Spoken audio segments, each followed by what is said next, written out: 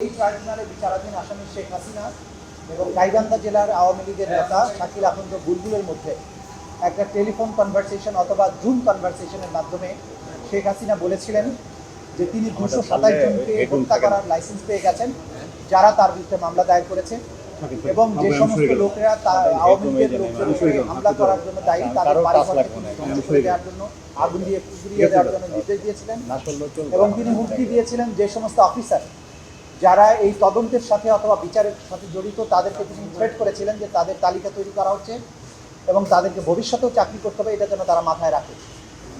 এই কনভারসেশনের মাধ্যমে তিনি আন্তর্জাতিক অপরাধ ট্রাইব্যুনাল সহ বাংলাদেশের বিভিন্ন আদালতে শেখ হাসিনার বিরুদ্ধে যে সমস্ত মামলা চলমান আছে সেই মামলার সাক্ষী বাদী এই মামলার তদন্তকারী কর্মকর্তা সহ মামলার সাথে সংশ্লিষ্ট বিভিন্ন লোকদের হুমকি দিয়েছেন, থ্রেটেন করেছেন। এর দায়ে আমরা আন্তর্জাতিক অপরাধ ট্রাইব্যুনালের 11(4) ধারা অনুযায়ী আন্তর্জাতিক অপরাধ ট্রাইব্যুনালে আদালত অবমাননার অথবা আদালতের কার্যধারাকে বিঘ্নিত করার জন্য আমরা আবেদন করেছিলাম। সেই আবেদনের প্রেক্ষিতে আদালত প্রথমে শোকজ নোটিশ জারি করেন যে তারা যেন হাজির হয়ে তাদের এই বিরুদ্ধে যে অভিযোগটা আনা হয়েছে তার জন্য জবাব তারা দেন। সেই নোটিশটি শেখ হাসিনা এবং আরেকজন যিনি আসামি তার বাড়িতে তাদের ঢাকা শহর এবং গ্রামের বাড়ির ঠিকানায় যথারীতি জারি করা হয়, তা সত্ত্বেও তারা হাজির হননি। এরপরে আদালত পরবর্তীতে নির্দেশ দিয়ে দুটি জাতীয় পত্রিকায় নোটিশ আকারে এটা ছাপার নির্দেশ দেন যে তারা যেন এই আদালতে হাজির হয়ে এই কন্টেন্টের রুলের ব্যাখ্যা দেন। তা সত্ত্বেও তারা হাজির হননি। এরপরে আদালত আসামিদেরকে ডিফেন্ড করার জন্য স্টেট ডিফেন্স লয়ার নিয়োগ করেন এবং এর বাইরেও অতিরিক্ত হিসাবে সুপ্রিম কোর্টের একজন সিনিয়র আইনজীবীকে অ্যামিকাস কিউরি হিসাবে নিয়োগ দেন এবং আজকে এটার উপরে চূড়ান্ত শুনানি অনুষ্ঠিত হয়। আজকে আন্তর্জাতিক অপরাধ ট্রাইব্যুনালের প্রসিকিউশনের পক্ষ থেকে আমরা আর্গুমেন্ট করি এবং এর বাইরে অ্যামিকাস কিউরি এবং স্টেট ডিফেন্স লয়ারও আর্গুমেন্ট করেন। আজকে আমরা সাবমিশনে যেটা বলেছিলাম যে শেখ হাসিনার যে তর্কিত যে কনভারসেশন সেটিকে আমরা পুলিশের ক্রিমিনাল ইনভেস্টিগেশন ডিপার্টমেন্ট অর্থাৎ সিআইডির মাধ্যমে পরীক্ষা নিরীক্ষা করিয়েছি। তারা পরীক্ষা করে রিপোর্ট দিয়েছেন যে এই কনভারসেশনের যে দুজন ব্যক্তির বক্তব্য আছে সেই কণ্ঠস্বর দুটি, একটি শেখ হাসিনার এবং একটি শাকিল আখন্দ বুলবুলের, এবং এই কনভারসেশনটি এআই জেনারেটেড নয়, অর্থাৎ প্রযুক্তির সাহায্যে তৈরি করা হয়নি, এটি জেনুইন একটি কনভারসেশন।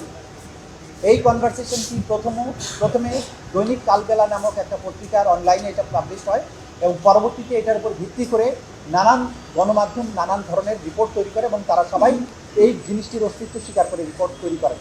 আদালত আজকে সকলের আর্গুমেন্ট শুনে এবং সিআইডির যে ফরেনসিক রিপোর্ট সেটাকে বিশ্লেষণপূর্বক এই সিদ্ধান্তে উপনীত হয়েছেন যে তর্কিত এই কনভারসেশনের মাধ্যমে শেখ হাসিনা বাংলাদেশে তার বিরুদ্ধে দায়েরকৃত মামলার বাদী, সাক্ষী এবং তদন্তকারী কর্মকর্তা সহ যারা এই বিচার প্রক্রিয়ার সাথে জড়িত তাদেরকে হত্যা করা, বাড়িঘর জ্বালিয়ে দেওয়া এবং নানানভাবে তাদেরকে থ্রেটেন করেছেন, যেটা আন্তর্জাতিক অপরাধ ট্রাইব্যুনালের আইন 1973-এর 11(4) ধারা অনুযায়ী এই ট্রাইব্যুনালের বিচারাধীন প্রক্রিয়াকে প্রেজুডিস করার অপরাধ। এই অপরাধ চূড়ান্তভাবে প্রমাণিত হওয়ায় আন্তর্জাতিক অপরাধ ট্রাইব্যুনাল নাম্বার 1 শেখ হাসিনা এবং আসামি শাকিল আখন্দ বুলবুলকে দণ্ডিত করেছেন। আসামি শেখ হাসিনাকে 6 মাসের বিনাশ্রম কারাদণ্ড এবং আসামি শাকিল আখন্দ বুলবুলকে 2 মাসের বিনাশ্রম কারাদণ্ডে দণ্ডিত করেছেন এবং এটাও নির্দেশ দিয়েছেন যেদিন তারা আত্মসমর্পণ করবেন অথবা পুলিশ কর্তৃক ধৃত হবেন তারপর থেকে এই সাজা কার্যকর হবে। Thank you.